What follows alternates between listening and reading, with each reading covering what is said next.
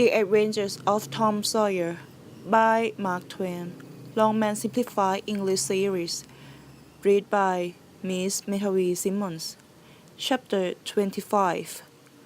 Huck questioned Tom and Becky missing.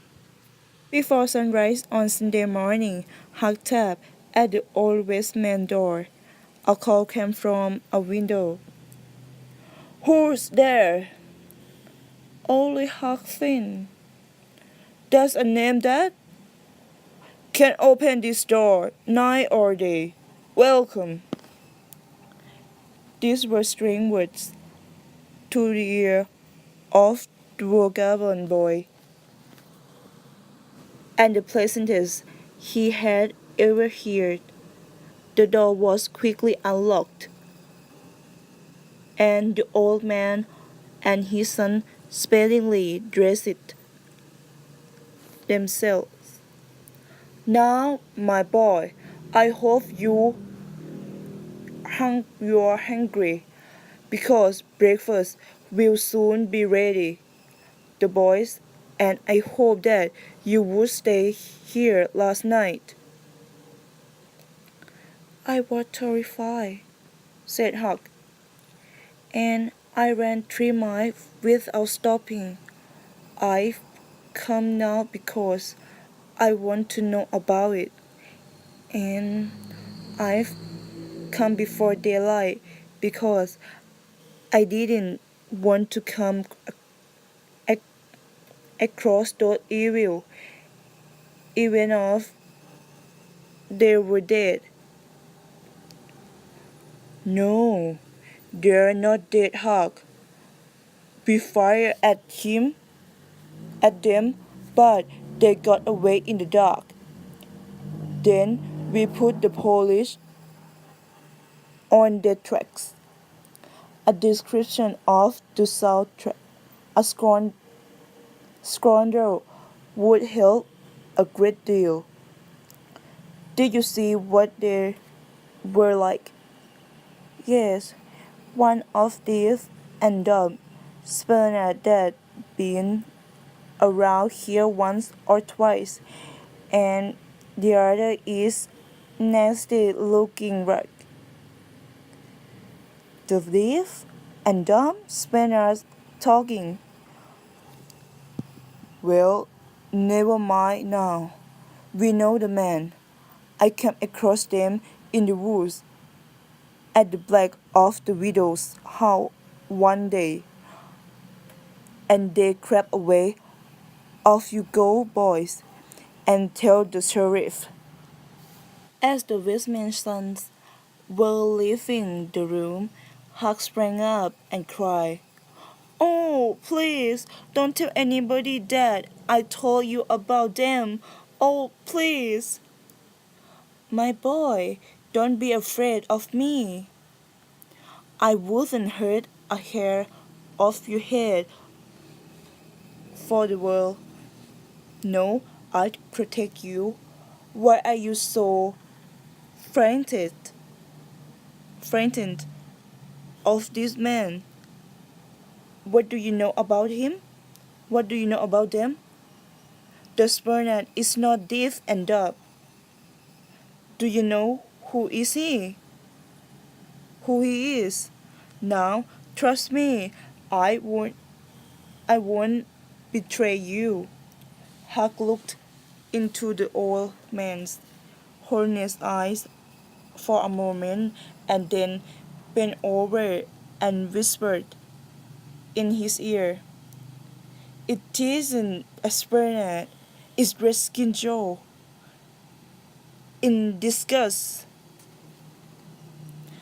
the old Western man almost jumped out of his chair. "It's open enough now.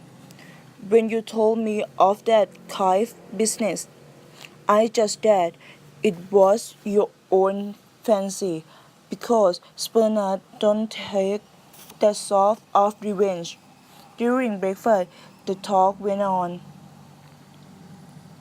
The old man said that before going to bed, he and his sons had got a lamb and had examined the place near the fence of sinks for blood. They found nothing but a bundle of what? The words had lifted to Huck's lips. He waited breathlessly for an answer. The Westman stared, stared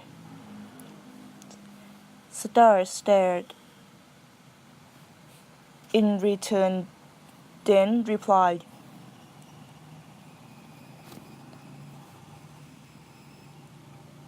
"Thief told."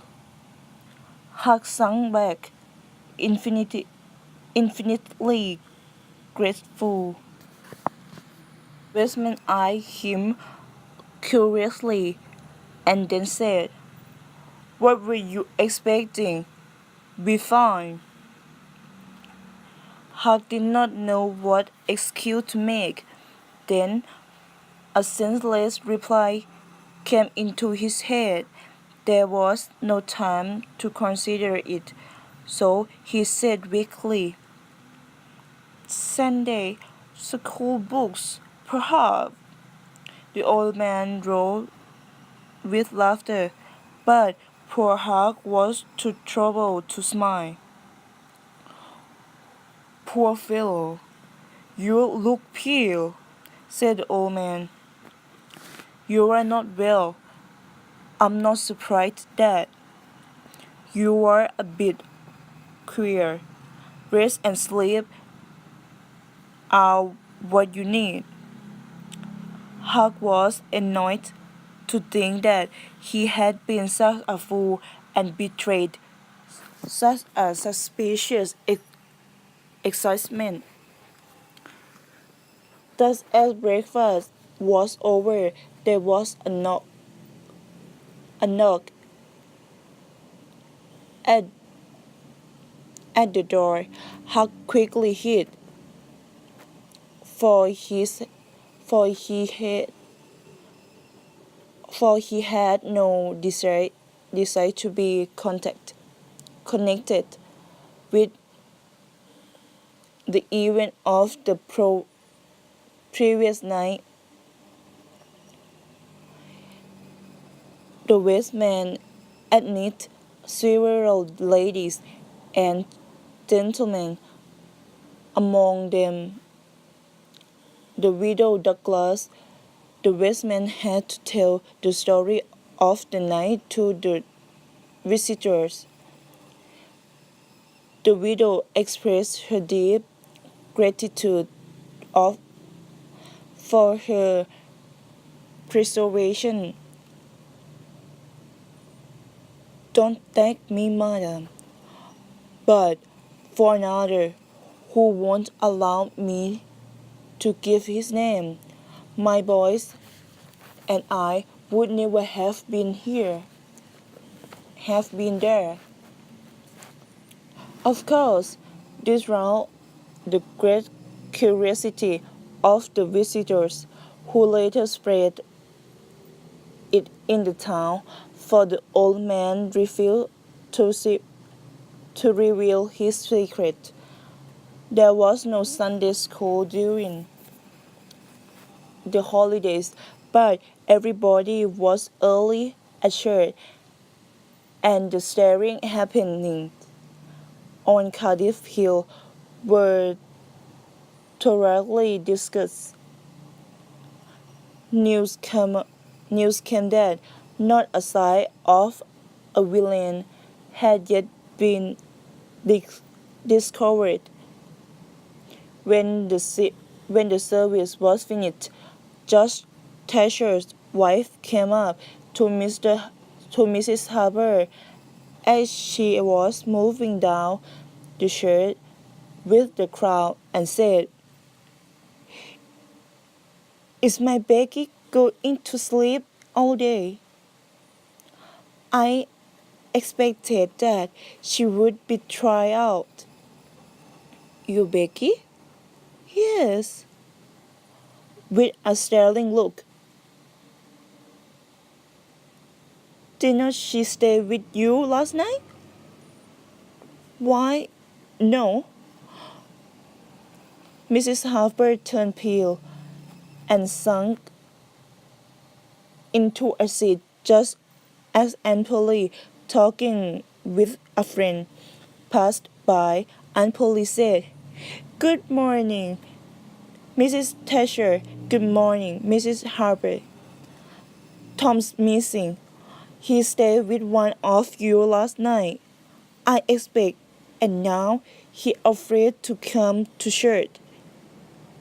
Mrs. Harper shook her head weakly and turned paler than ever. "He did not stay with us," said Mrs. Harper, beginning to look uneasy. An anxious expression came into Aunt Polly's face. Children were questioned, and the Sunday school teachers. They all said that they had not noticed whether Tom and Becky were on the ferry boat on the homeward trip. No one had thought of inquiring whether anybody was missing. One young man thoughtlessly expressed his fear that they were still in the cave. Miss, Mrs. Harper fenced away, and police there went up, weeping. The alarm swept from street to street. Within 5 minutes, the bells of the church were ringing wildly. Horses were saddled. The ferry boat was ordered out. In half an hour 200 men were pouring down the main road and the river towards the cave. All the long afternoon the village seemed dead.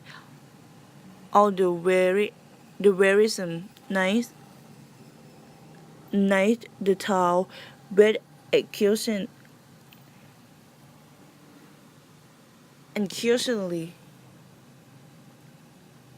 anxiously for news, but when the morning came the only message from the cave was, "Send more candle and food." Mrs. Thatcher was almost mad with grief, and Aunt Polly also. The old Westman came home towards midnight, almost worn out. He found Huck in bed with a raging fever. The doctors were all at the cave, so the widow Douglas took charge of the penitentiary. She said that she would do her best for him, whether he was good or bad, because no human being should be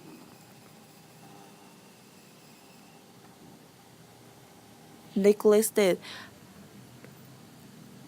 Before midday, parties of astonishment returned to the village, but the strongest villagers continued searching. All the news that could be gained was that the depth of the cave were being examined. Thus, wherever one wandered through the passage, lights could be seen and shoot. And Paul told short here that the name Becky and Tom than in candle smoke had been found.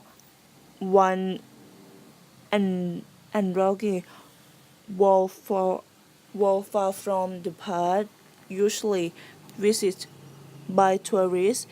Three dreadful day, 3 dreadful days and nights struck by, and the village sunk into deceit. In, and the village sunk into despair.